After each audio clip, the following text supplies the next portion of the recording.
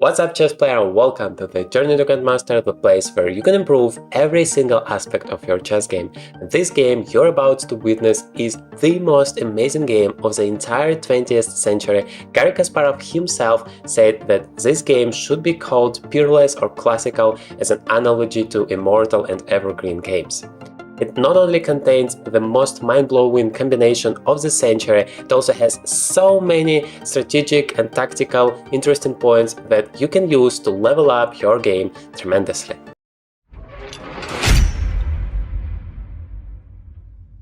It's 1938, Mikhail Botvinnik, the future world chess champion, plays against Rae1 Capablanca, the former world chess champion. Botvinnik is with white, he starts with d4, knight goes to f6, c4, e6, knight to c3, and bishop to b4. A very well known opening, very well played, up to date, Nimzo-Indian defense, an incredibly solid one as black, and Botvinnik plays e3, here d5, and normally they play e3 easier to play knight e2 with an idea to protect the second bishop so that when we play a3 the bishop either has to go back, or when it takes on c3 we take it back with the knight, not spoiling our pawn structure. Or the main line is also bishop to d3, then continue with knight f3 or knight to e2. But Botvinnik chooses another idea, which is a3, just to ask this question directly and immediately. What are you gonna do with your bishop? Now, going back is not really that desirable for black, because remember, you never want to go back, you just waste your time. That is not a good strategy in the opening. So black takes it, but that has another drawback of giving up the bishop's pair. But what Capablanca says here, well, look at your bishop on c1. It's completely useless, there is nothing you can do with it, so enjoy your bishop's pair all you want. Meanwhile, I'm gonna attack you in the center, I'm gonna fight for the centers here with a move c5. White took on d5, well, very instructive point, you don't want your double pawns here, and even more, you don't want to play bishop d3, which is a desirable move here, because then black will take on c4 and you waste time with bishop d3 first and bishop c4 second. And once again, remember, time is the most important thing in our life in general and in chess especially, so you don't want to spend any single move just for nothing. So instead of bishop d3 here, black took on d5 first and then played bishop d3. Now after castles, that is the first very instructive positional moment for you here. Try to pause the video for a second and try to find the best square for our knight to be improved. It seems to be that knight f3 is the most obvious choice, the most active move, but actually you can see a mistake mark here because that is not flexible enough. Now black can play c4 immediately, bishop has to go back, here it's even more passive, and the knight goes to e4, and the knight can't really help at all here. The c3 pawn is hanging, it's very inconvenient to defend it, and if you take, which seemingly feels like a good thing, you're attacking two pawns, well, guess what? You have wasted so much time that now you're completely busted. Now the queen comes to g5, attacking the pawn on g2. If you castle, which would be a desirable move, you have to face bishop h3, checkmate threat in one, and you're in big trouble. If you play g3, well, your light squares without your light squares bishop are just going to be completely weak and there is no way out of here. You also always have to face this move bishop g4, and the pin is very annoying.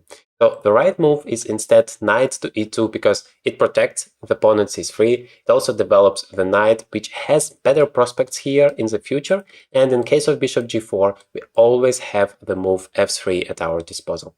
In case of knight e4 as well, we are gonna just attack and the knight has to go back. So black played b6, trying to continue the development. Castles, bishop a6, and here is the second very important strategic decision you have to take. Do you exchange the bishops? Do you step back or step forward to save your bishop's pair, or do you just ignore and continue your plan? What would you do if you were in white's shoes here? Take your time. So, let's see whether you understand the position correctly. The right move and the move that has been played is bishop takes a6. Well, if you want to step back and say, well, I want my bishop's pair, the problem is now this bishop is a monster. And you have just created this monster voluntarily, and you have just wasted the tempo for that in addition to it. So that is always a bad strategy. Going back, I mean, that is always the last thing you want to do if there is nothing else possible, then yeah, maybe it's your only choice, but otherwise always try to come up with something more active. Bishop a6, not only that, but this knight on e6 is very clumsy here. It has no prospects going forward, no squares at all, so it has to spend even more time to go back or to go to c7 and then find a better square for itself. White continued the development, bishop b2. Well, Botvinnik himself called it an inaccuracy or even a mistake, because the bishop is still very passive, and that was a problem for him later on in the game. The only chance to open it up is to take on c5 and play c4, but it's rather not really realistic. On the bright side, though, the queen and the rooks are connected, the development is going on, so it's really a good thing. So, queen d7 has been played, and now a4. Another instructive moment. We don't really want to attack here. It's rather a prophylactic move, because if we want to play queen to d3, and that was the desirable move for Mikhail Botvinnik, the problem for him was this queen a4, and then somehow everything is protected and he doesn't really have a lot of penetration squares, although I would arguably say that this queen is kind of offside here, but it still was a problem for him, so he wanted to prevent it before going queen d3, and that is why he played a4 first, covering the b5 square, covering the a4 square. He doesn't really want to play a5, because black will just answer with b5 and continue his majority attack. That doesn't make any sense, but the pawn on a4 itself is very useful. Black played rook to e8. Now queen comes to d3, and that is an incredible moment here. You see this inaccuracy sign, and you see that black played c4, and it says that's the best move. And you know what? One of the best players of all time, Mikhail Botvinnik, wrote himself as a comment for this move. A big positional mistake. I mean, that is incredible here. How the engine that plays 100 times better than any chess player living on the planet, including Magnus Carlsen, says it's pure best move in the position, and world chess champion, who I trust so much in terms of positional decisions, says it's a big mistake. I mean, that is incredible. But I can totally agree with him once I see how the game continued, and you are about to witness it as well, because from a human perspective, this move makes life 1,000 times simpler for black. There is no tension in the center anymore, and that allows whites to continue with their plan. And black doesn't really have any active ideas. So from this perspective, c4 really limits their potential. So let's see why it's a mistake here. Queen c2. Now black came up with this plan to remaneuver the knight from a6 all the way to b3, and unfortunately, according to the rules, it's not possible to do it in one move, so Capablanca spent the entire 4 moves to make it possible to say that, well, at the end of the day, the knight is going to be beautiful in b3, and it worth the time. So, the question for you, what do we do as white in the meantime? What should be the plan and how to execute it? Please take your time, it's going to be very, very instructive for you. I hope you have found it, and of course, this c4 move should have been a hint for you. There is no pressure in the center. It's very, very solid, so we can focus on our majority on the king side and move it forward. The right plan is to make e4 possible. Now, how to make it possible? Well, easy. We need to add more defenders for the pawn. Right now we have just 1, and black has 3 attackers. To make e4 possible, we need at least as much, and better, a little bit more. So, what do? Knight b8, Capablanca starts his plan, we play rook a to e1. If you want to attack here, we don't really need our rook on a1. So we make somehow a commitment that we don't care about this pawn, because notice, once the knight lands on b3, the pawn is going to be hanging, but this pawn doesn't play any role at all in terms of our attack in this part of the board. So we are also going to need this rook here to make this attack strong, because once the f file is opened, well, the rook will actually be very, very useful there. That's why we play rook a to e1, then we continue with knight g3, knight e5, and now it's a very instructive moment. Whether you're gonna play e4 straight away, or you're gonna start with f3. You can take your time, think about it, because it's a very important, like the biggest decisions on of the game probably, and only one move is correct here. I'm pretty sure you have found it correctly. You don't want to play e4 immediately, because in this case, yeah, you see it's a big mistake. In this case, everything is going off the board, and then black would just be very happy about it, that they control the e-file, this knight is better than the knight, this pawn is in trouble, everything is great, and there is no attack whatsoever for white. So you should be very careful about exchanging the pieces if you want to attack. If you want to attack, you only want to exchange those defenders that are making the attack more difficult for you, but you don't want to exchange the pieces in general. So the right move here instead is the move f3. You can see it's a great move, and Botvinnik wrote about this move that now the game is strategically won. How on earth is it possible, you might say? I mean, the material is completely equal. It's basically just an early stage of the game. The opening is just over, but he says, well, the game is basically over. Everything else is just the execution of the plan, and black has nothing at all to do with it. The reason behind it is that black has no source of counterplay. The only active idea is to play knight b3 and win a pawn, but like I said, who cares about the pawns if you're getting checkmated? Chess is all about pieces activity, about having a plan. They say it's better to have a bad plan than to play without a plan at all. Well, guess what? The best thing is to play with a good plan, which is using your strong sides to your advantage, which is a pawn majority here, and all of the pieces, maybe except for this miserable bishop, are looking towards this side and really are ready to deliver a checkmate.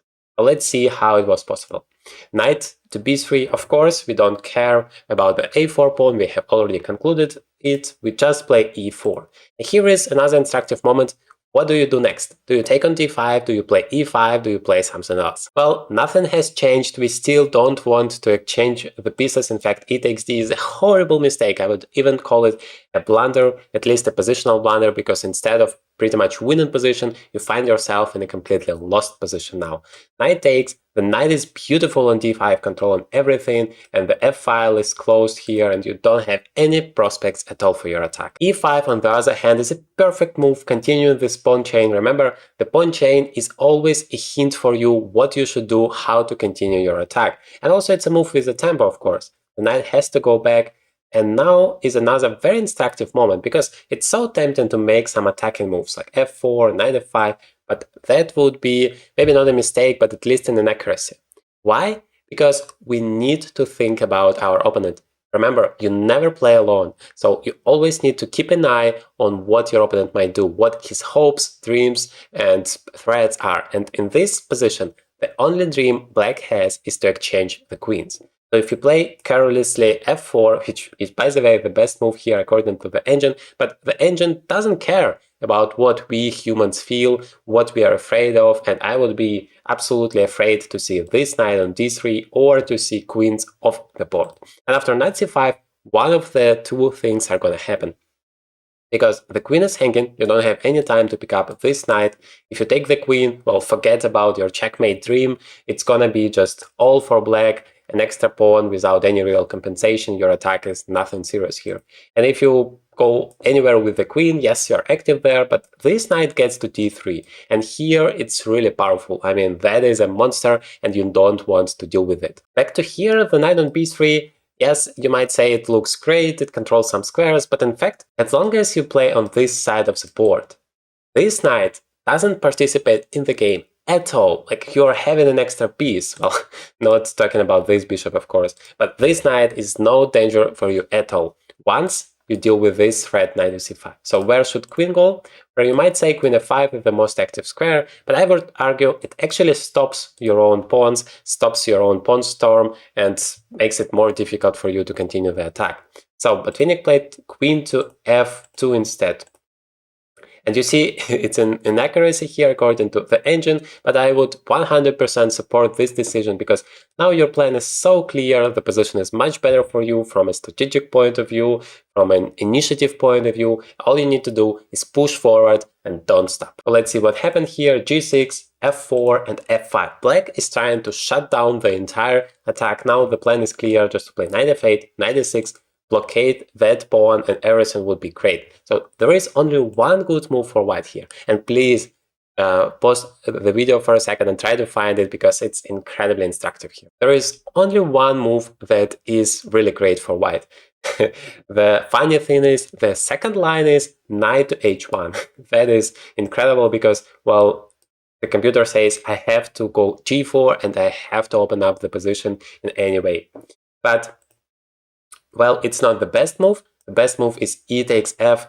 Here we open up the position, and remember that's our goal, so don't forget there is en passant rule in chess. Well, black takes it back, and now of course we continue. We need to open up our f file that would allow us to give a checkmate, so we play f5. Once you understand the plan, it's very clear for you what to do. Yes, the concrete implementation might have some challenges, but if you have this vision, what should happen in the next 5 to 10 moves, it's much simpler for you to figure out a way to achieve that.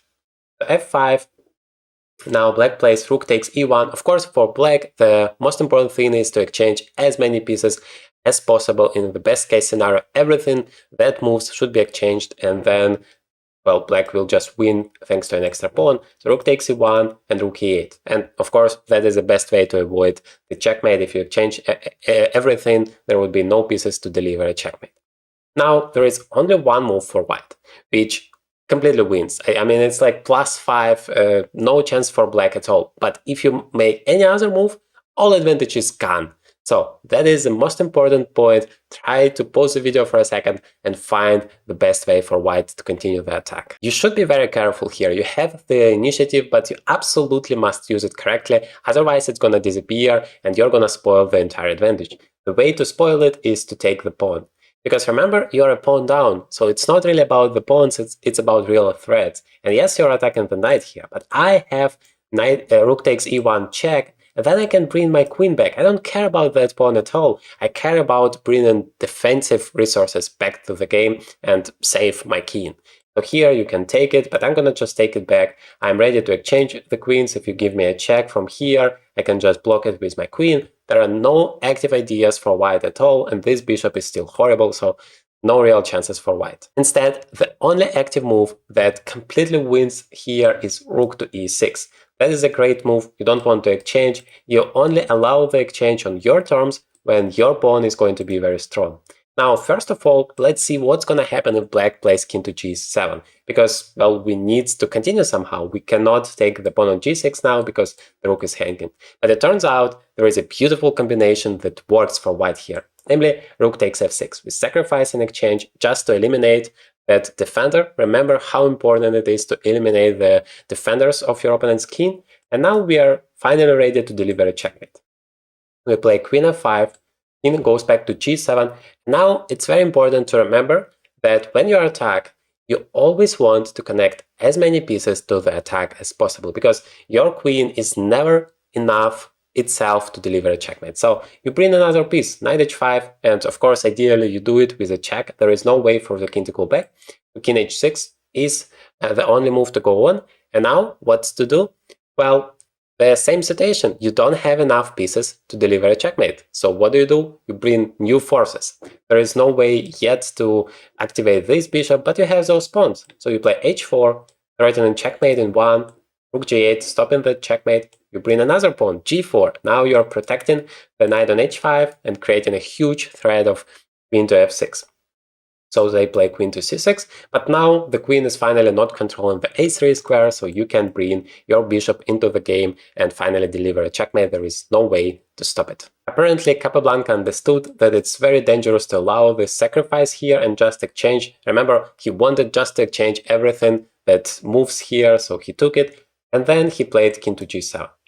Now, Botvinnik moves the queen, because, well, you need to activate it. It stands passive here, not creating any threats anymore. So queen to f4, queen a8, just going back. Remember, black is trying to bring those defensive resources into the game, into the defense.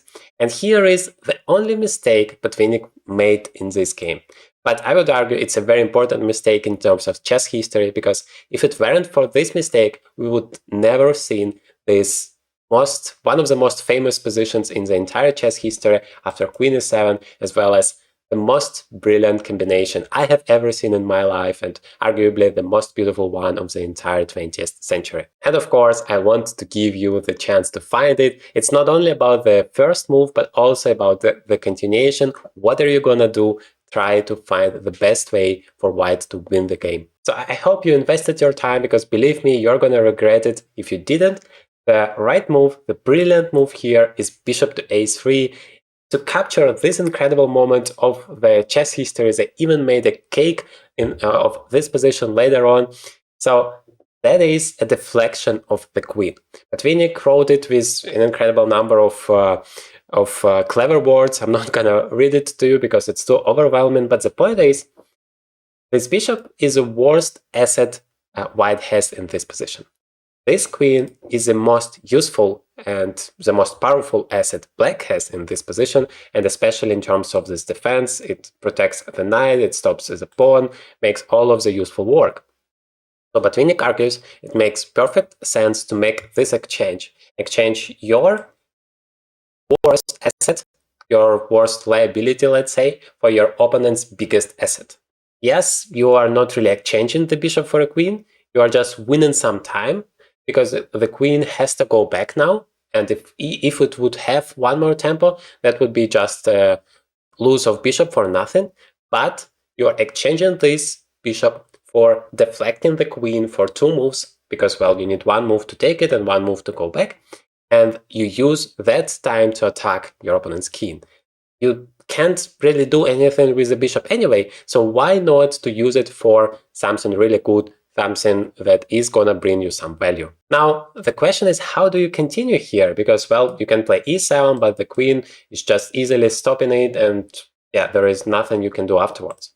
Well, guess what? You sacrifice yet another piece, knight to h5, because this knight on g3 is actually having no moves as well. It's also a liability. You don't have any way to use it except for sacrifice it and open up your opponent's king. So basically, what you are doing here with this knight sacrifice, you're deflecting this pawn from the defense. Now, let me first show you what's going to happen after king h6. You're going to just take it, and then you're always threatening this knight to g4 checkmate, which is unstoppable for black. They could give you a few checks, but you can hide on this square on h4. Well, they can give you a check on d4, trying to exchange the queens, and now don't take it, and hope to promote your pawn, because the knight will jump over here, give you a check, and grab your pawn, and you're going to be completely busted. Instead, focus on checks first. Knight g4 is basically a checkmate here. You have to give up your queen, and then the game is over. So Capablanca took this knight on h5, that opens the king, and of course Botvinnik uses it with a move queen to g5 check, king f8 now takes, and well, he has this queen, very powerful queen, and this very powerful pawn, and he uses both. Now there are 2 moves winning here. Queen f7 check doesn't really spoil anything, but Botvinnik played e7 first. Well, now 2 checkmates are the threats, and there is no way for black to stop both, so the only hope is to give those checks, but the king once again finds a way to escape. King g3, queen d3 check, king h4, queen to e4. And here is the key moment. Feel free to stop for a video if you want to find it yourself. Meanwhile, I'm gonna say that king to g5 is a huge blunder, just giving away the entire advantage, because now, after queen takes g2, you don't have any way to escape. King f5, and you want to get to those squares somehow, but it doesn't work because of queen e4 check back, and you just have no way to hide your king. If you try to get here, then just queen d2 check, and the queen's exchange doesn't give you anything because the king is too close to stop the pawn. So what do you do instead? Well, of course you just take the pawn, because this pawn is very annoying. Capablanca gives another check, you just go back, queen f4 check, the only way, and then you block this check. You use your pawns as a shield to stop those checks. The only one left is queen to e1, and then you have king h5, no checks for you, Mr. Capablanca, and the game is completely over, no way to stop the checkmate. I hope you are as amazed as I am by this fantastic game. Let me know in the comments what you think, and in this video I show you arguably the most incredible game of the entire 19th century, and believe me, people played crazy chess back then, so you're gonna enjoy it. Now, it's time to improve your chess.